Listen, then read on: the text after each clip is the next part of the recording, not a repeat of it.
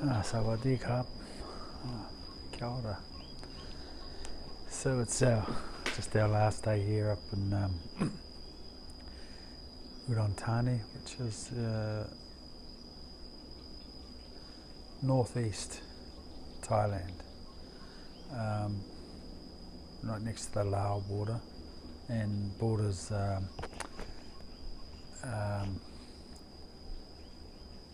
Vietnam as well. I've been to Thailand quite a few times now over the years, but I've never actually been up into the interior as such.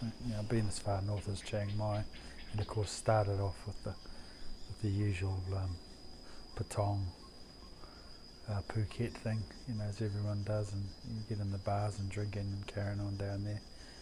But I've been privileged enough to now have a Thai family.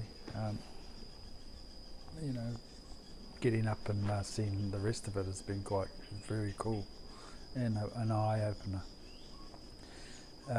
So just summarising, so far, because we're off to Phuket tomorrow.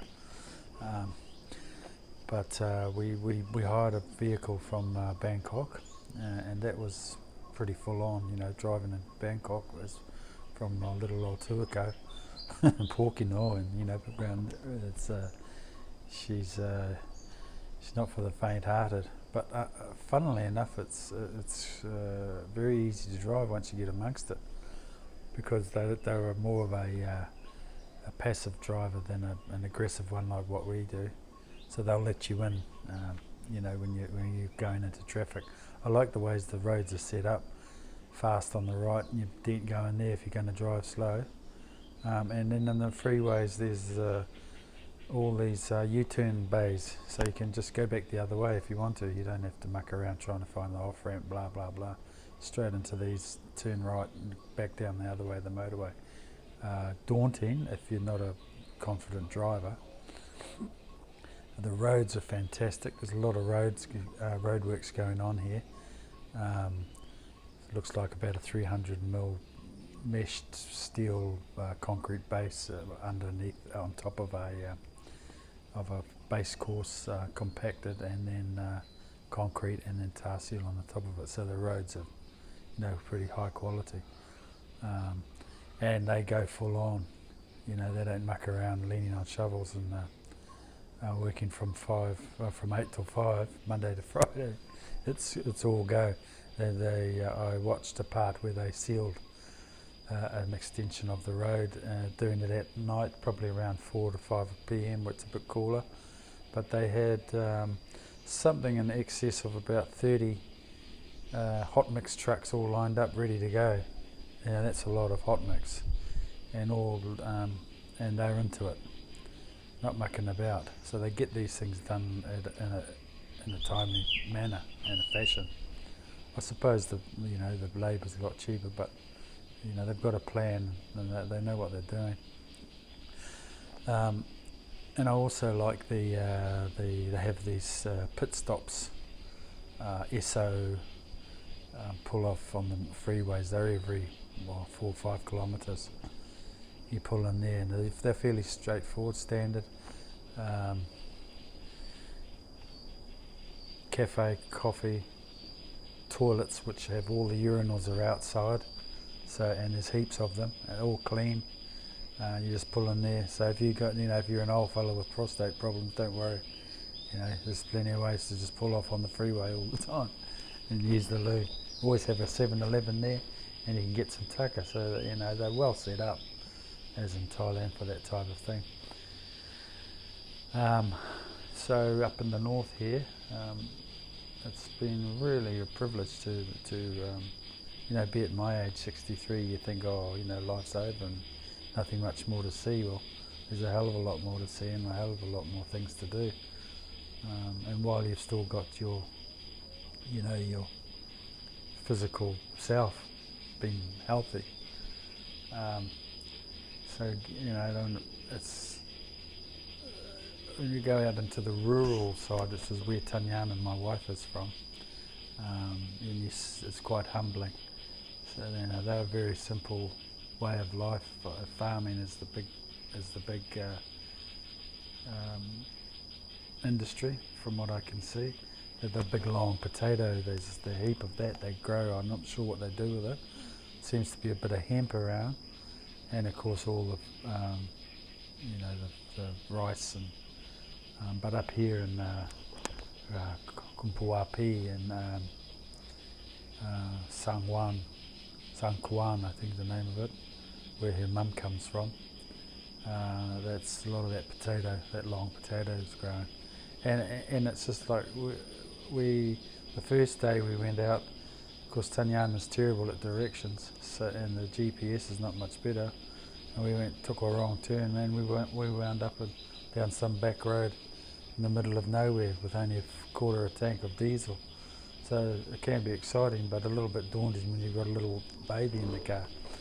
And these Issan people are very hard-working farmers. And I've got some photos and videos, and I'll do a little doco on my experiences in the rural part. When I get back to New Zealand, I'll post it, so keep a lookout for that. But the humbling experience with the people, they're not that well off. They're very dirt poor. They work hard, and they don't suffer falls too much. They're a hardy race.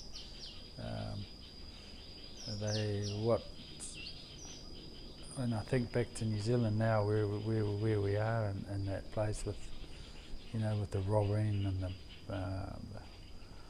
drugs and the gangs and all this stuff. And I'm sure it's here too, but there's it's a little bit of difference in how it's perceived.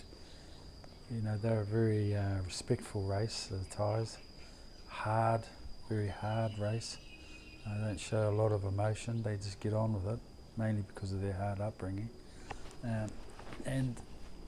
But you don't go into, like you go into the mall, you don't go into the toilets and some idiot's burnt black spots on the ceiling with a cigarette lighter or graffitied everywhere. You don't see all that.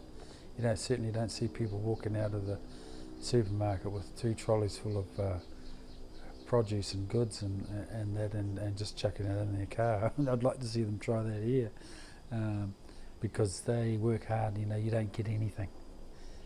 There's no dole. So something to remember. I found that quite humbling and refreshing, even though they're a bit simple than we are, and not as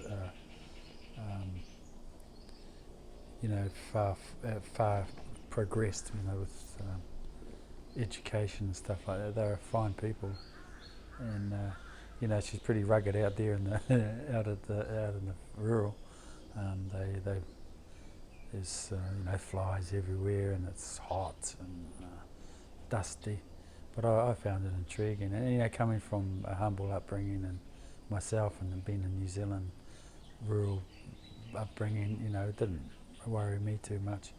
I'm never, I don't lose sight of where I come from and who I really am. I'm no greater than they are, and I think they pick up on that.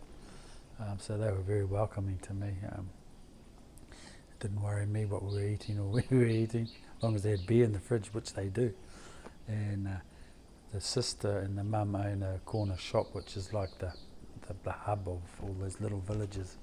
Really interesting. I've got some great photos and footage from there, so I'll share that with you guys when I'm back in New Zealand. But it's you can go in there, you can get a glass of beer from the fridge, you can get a can of beer from the fridge, sit there and just drink it. They have a shot of whiskey. The old fellas coming off the fields grab a shot of whiskey and throw one down them, and then get you can buy cigarettes singly. You can buy anything in Thailand.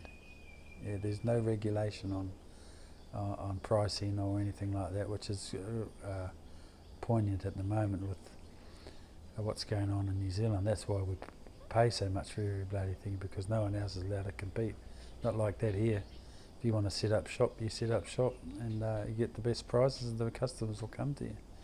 So it's been a great experience, and I'm looking forward to sharing it all with you in a, in a more formal way with a bit of a doco video type thing when I get back.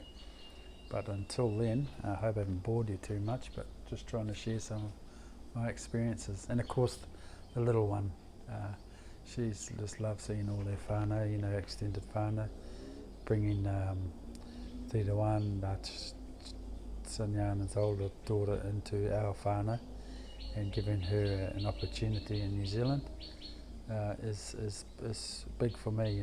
That's what life's about, being able to share what you've got with others less fortunate. So hopefully we'll see you all soon. Sawadee Kap.